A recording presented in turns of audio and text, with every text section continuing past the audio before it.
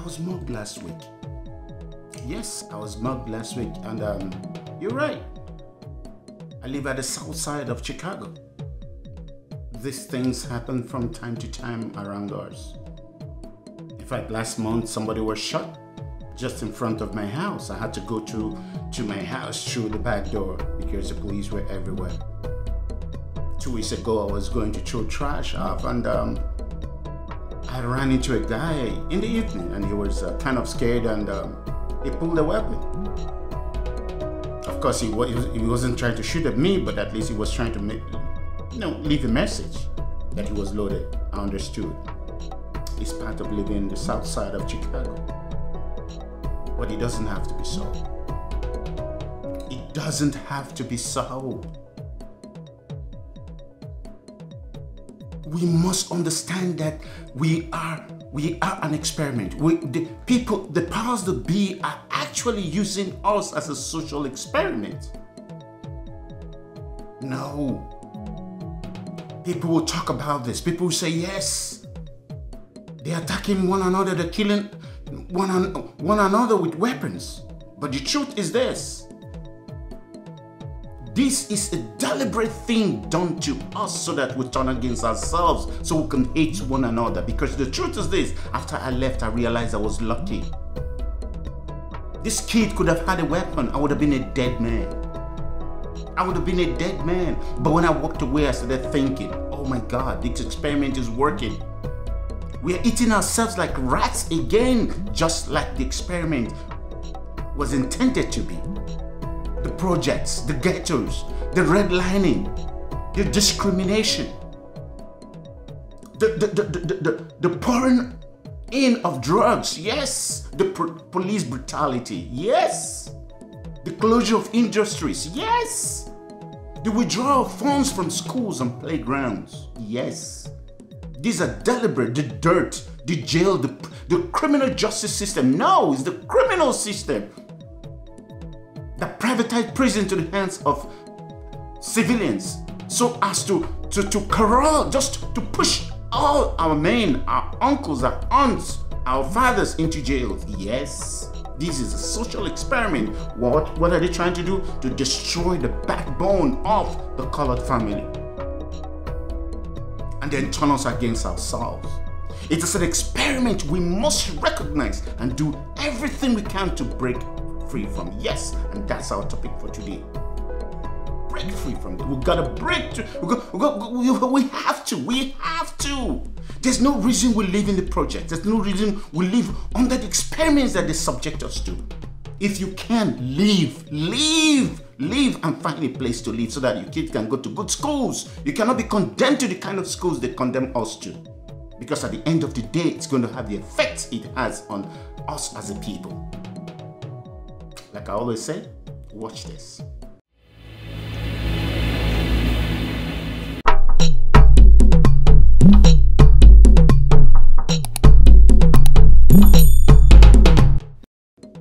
If you have not subscribed to our YouTube channel, kindly do so.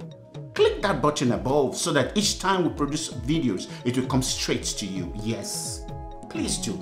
Subscribe. Tell your friends about what we're doing at Diaspora Forum. We have to speak for ourselves as a people. We have to. We're going Patreon soon. When we call upon you, please answer us because we want your support. With your support, we can produce value content message coming straight to you every week as we do. And if you have not checked out other of our videos, please kindly go to our website at diasporaforum.net. You will see what we have done. Hopefully it will make you proud so that you can support what we're doing. Like we always say, let's see what our ancestors have to say about things like this. We have to break free. We have to do something. We have to do something because we are an experiment. We cannot subject ourselves. We are not the elephants.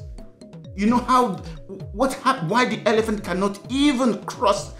Go to a circus and see why elephants or horses cannot break free. It's been conditioned. We must not let that happen to us. We got to break free from these mental shackles. Yes, it's a mental shackles, mental slavery. We got to break away from it. Like I said, Let's see what the proverb of the day says. Look at that. It says, look, if you do not know where you are going, any road will take you there. Yes, it's an African proverb. It is an African proverb that we, like I always say, you count your teeth with your tongue. And that's what our elders are telling. If you don't know, we got to know where we're going. We got to realize what people are doing to us.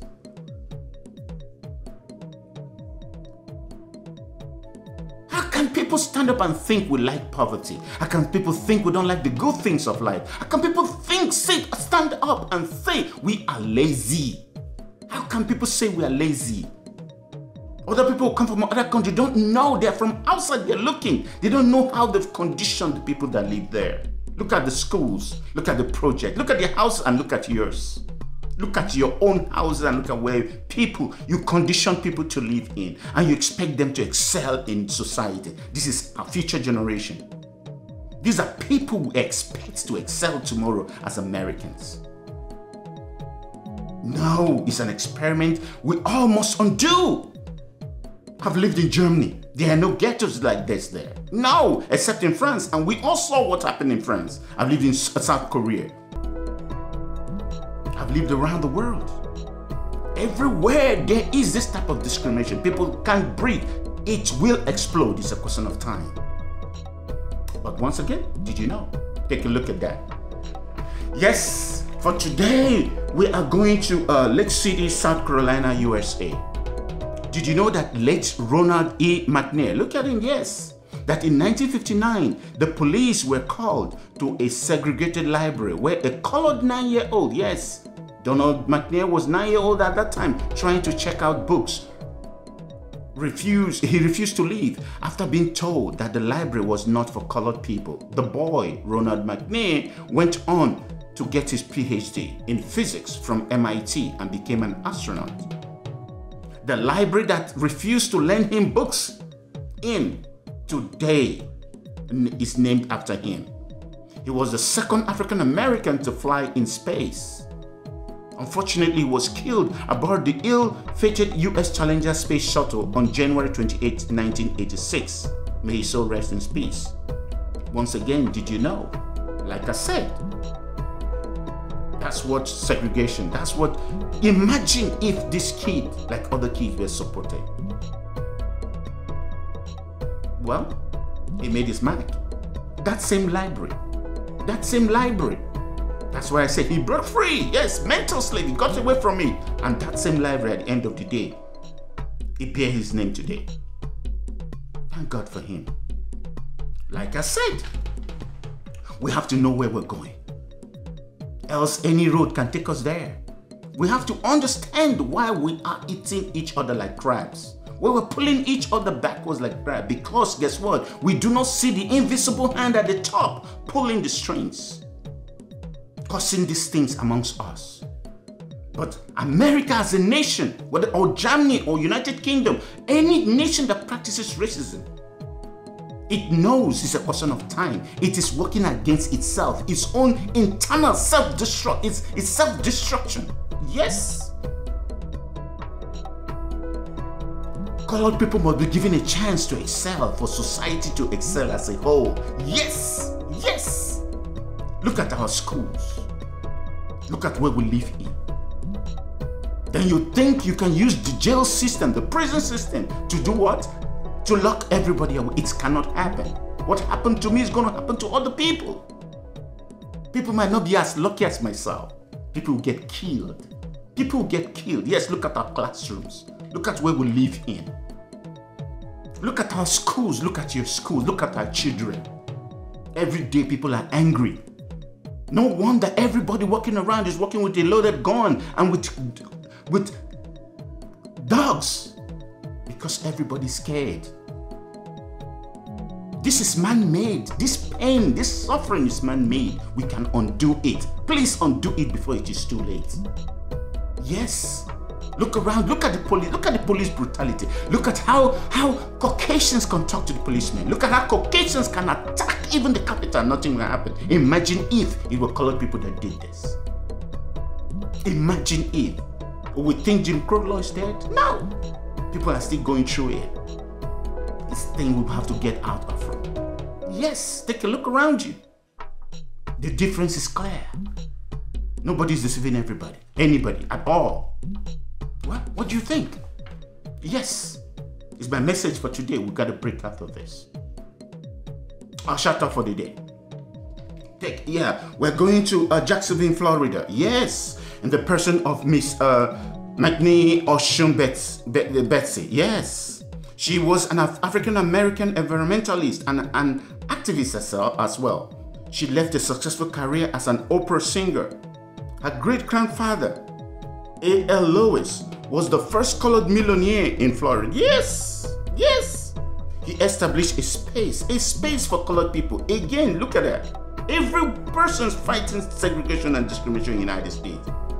He found a space for colored people to go to experience the beach under the Jim Crow law. The media have ignored her contributions. Meanwhile, she donated her life savings and inheritance of over $750,000 to over 60 environmental organizations in the United States. To large organizations, and large organizations tried to buy off the American beach, and she refused. Yes, Lady Beach refused. Yes, that's what they call her. To keep a space for colored people to at least have a space to enjoy themselves, because they were refused. Once again, that's our shout-outs for the day. Look her up. Once again, if you look up, you see my information. I look forward to your comments. I appreciate you. I'm grateful for you. We will do well as a people when we know where we're going. Not all roads will lead us there, yes. I believe in us as a people. Keep in touch. Emeka is my name.